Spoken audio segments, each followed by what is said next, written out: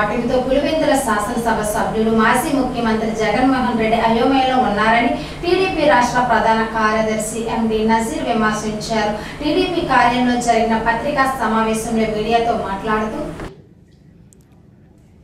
పగటి కళలు కంటున్న జగన్మోహన్ రెడ్డి అనే మాటలు మేము ఎందుకంటున్నామంటే, నిన్న జగన్మోహన్ రెడ్డి గారు పులివెందుల నియోజకవర్గానికి వెళ్ళారు.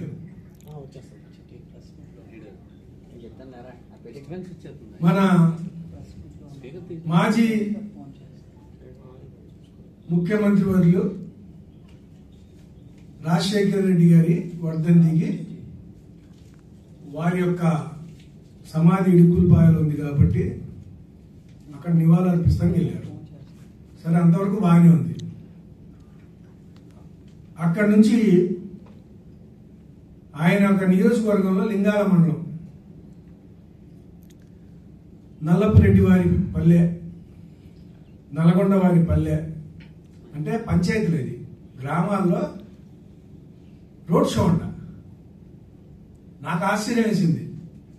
జగన్మోహన్ రెడ్డి గారు పట్టణాలు మహానగరాల్లోనే రోడ్ షోలు చేయడానికి ఆయన మనసు అంగీకరించారు. ఎందుకంటే ఆయన ముఖ్యమంత్రిగా ఉన్నప్పుడు పర్దాలు కట్టుకొని ఎక్కడ దిగాడో అక్కడ నుంచి కాన్వాయ్ వేసుకొని కోయ్ కోయ్ కోయ్ కోయ్ అని వచ్చేసి ఆ మీటింగ్ కాడ కనపడేసి ఇలా దండం పెట్టేసి వెళ్ళిపోయాడు. ఇప్పుడు ఆయన పరిస్థితి ఎక్కడ దిగజారిపోయిందంటే, పులివెందుల జెడ్పీటీసీ ఓడిపోయిన తర్వాత ఆ యొక్క డ్యామేజ్ ని పూడ్చుకోవడానికి పులివెందుల నియోజకవర్గంలో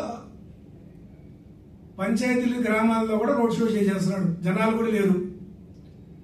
అయితే రోడ్ షో చేసుకోవచ్చు, కానీ ఆయన ఒక కొన్ని కామెంట్స్ పాస్ చేశారు మా పార్టీ మీద. ఏంటంటే, రాబోయే రోజుల్లో అంట తెలుగుదేశం పార్టీని ప్రజలంట బంగాళాఖాతంలో కలిపేపోతున్నారంట. తెలుగుదేశం పార్టీ ఇక ఉండదు, బంగాళాఖాతంలో కలవబోతుంది ఆ పార్టీ అని జగన్మోహన్ రెడ్డి గారు. తెలుగుదేశం పార్టీ, తెలుగు ప్రజలు ఈ భూమి మీద ఉన్నంత కాలం, ఈ భూమి, ఈ బ్రహ్మాండం ఉన్నంత కాలం తెలుగుదేశం పార్టీ ఉంటుంది. తెలుగుదేశం పార్టీలో నారా చంద్రబాబు నాయుడు గారి తరపున వారి యొక్క సారథ్యంలో, వారి తర్వాత లోకేష్ గారి సారథ్యంలో ఈ పార్టీ ముందుకు సాగుతూనే ఉండిద్ది, దిగ్విజయంగా ఉండిద్ది. జగన్మోహన్ రెడ్డి గారికి అర్థం కాని విషయం ఏంటంటే, ఈ యొక్క తెలుగుదేశం కూటమి ప్రభుత్వం ఏ విధంగా బంగాళాఖాతంలో కలిసిపోయిందని ఆయన ఊహిస్తున్నారు నాకు అర్థం కావట్లా. దేనికంటే, ఆయన కన్నా బ్రహ్మాండంగా పరిపాలిస్తున్నారు నారా చంద్రబాబు నాయుడు గారు. 63.5 లక్షల మందికి ఎన్టీఆర్ భరోసా పెన్షన్ 4,000 చొప్పున సంవత్సరానికి 34,000 కోట్ల రూపాయలు పేద ప్రజలకు ఖర్చు పెడుతున్నందుకు బంగాళాఖాతంలో కలిపేస్తారా?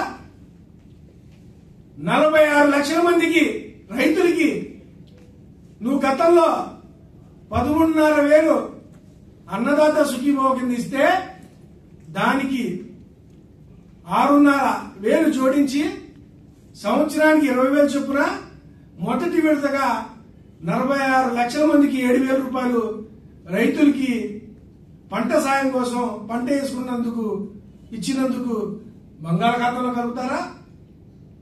అలాగే స్త్రీ శక్తి కింద ఆగస్టు 15 నేటికి 15 రోజులు గడుస్తుంది, 16 రోజులు గడుస్తున్నాయి.